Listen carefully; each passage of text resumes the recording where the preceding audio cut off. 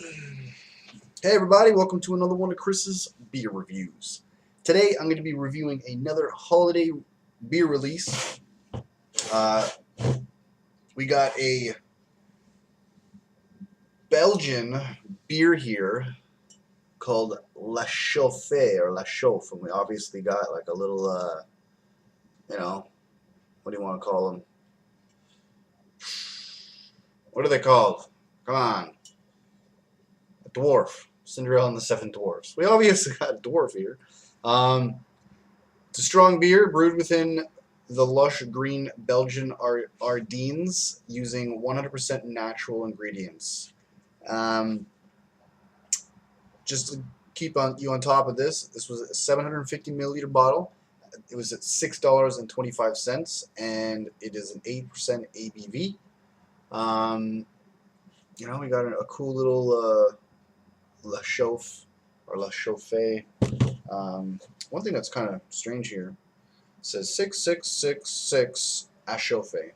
So I don't know if that's the road. Couldn't tell you. Oh geez. Well, just give me one sec. Forgot my lighter.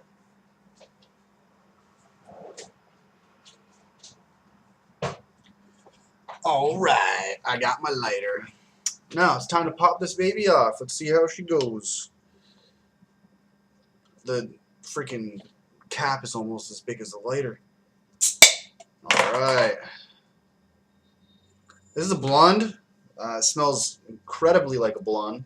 I'm going to be using just your typical old pint glass here. And let's see how she goes. It's been on the shelf for a little while.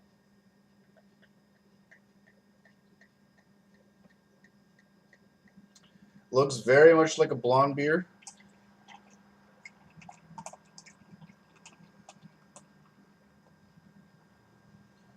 So, I probably still got maybe 500 milliliters worth of beer in here.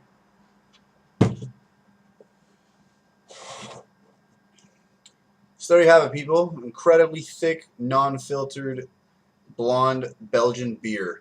We got an incredibly white head, and I'll establish that for you. Look at that white color there. We got a 1.5 finger head, and your typical blonde color in your beer. Definitely picking up on the blonde beer aroma. Now, one might say, how can something smell blonde? But if you know your blonde beers, you know what they smell like.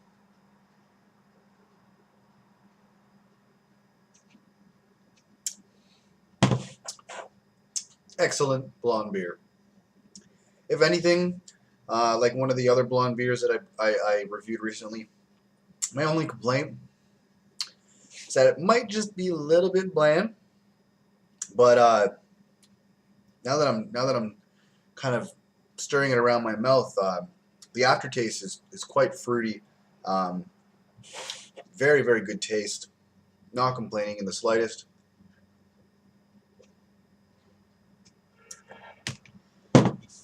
For those out there who do or do not do beer reviews, I can at least tell you, shut up.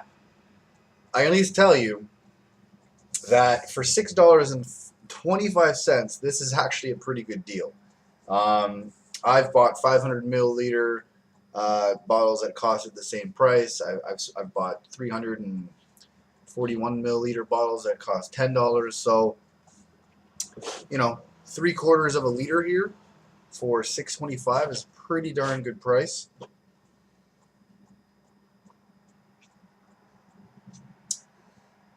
Wow, it's so much like a blonde beer. It's nice, medium heaviness there. It's not to the point where you can consider it to be heavy, but it's not light in the slightest whatsoever. It's kind of a little bit above average. Very well-rounded beer. When it goes down,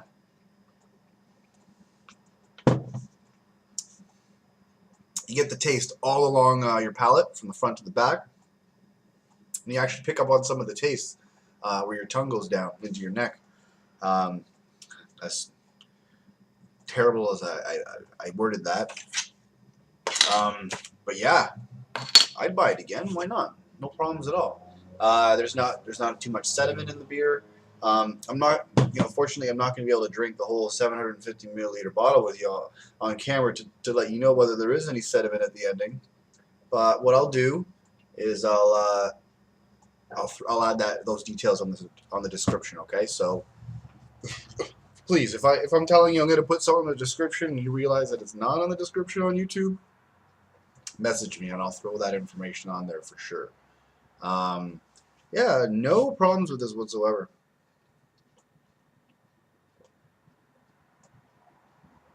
Very well balanced. It can be enjoyed any time of the day. It can be enjoyed at a party. Could it become one of my blonde go-to beers? Yes, it could. There is no problem with this beer whatsoever. Now, one of the things on the back here, it says it contains barley malt. For those who do or do not like barley malt, I just thought I'd throw it out there that this doesn't actually have a barley malt taste in it whatsoever. I'm not picking up on it whatsoever. Another thing, too, this is supposed to be an 8% ABV brew here. I'm drinking this back and forgetting about its high alcohol content altogether. So it could be a little dangerous in that respect, but I've drank approximately 200 milliliters of it so far. And not only am I not feeling any of the effects of alcohol, but it doesn't go down like in a very boozy taste whatsoever. If anything, from my experience with beer, I could tell you that it tastes maybe like a 5.5% ABV beer. It could even get away with just being considered a 5% ABV beer for all I know. But it's definitely a treat, and I will be saving the leftovers for my lady tonight. So, I don't know what else I can tell you, people. This is damn good.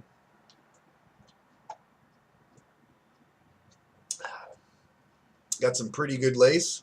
It's just starting to catch up with itself. But from here to here, there's no lace. So I guess the deeper down you get into the brew, the more dense it becomes.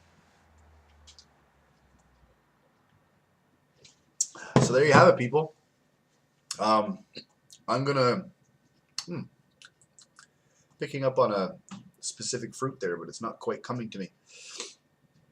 Nonetheless, not to waste your time here, I thought I would give it a rating of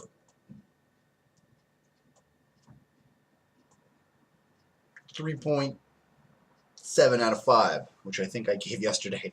But yeah, I don't have control over what kind of beers I have back to back as much as you might think. I just kind of randomly grab one and bam, there I go. So the fact that the past 7 beer reviews I've done have all been in the high 3 and 4 range out of 5. I've had a very good week. So that's the best I can tell you, people. Look for this. Came out around the holidays of 2011. Might still be able to find it on the shelves somewhere these days. I live in Toronto, Ontario, so that gives you a better understanding of your area in your local beer and LCBO stores. You will not find this in the beer store. You will find it at LCBO. All right, people. Thanks for watching me on another one of Chris's beer reviews. Don't drink and drive, but drink responsibly. Cheers.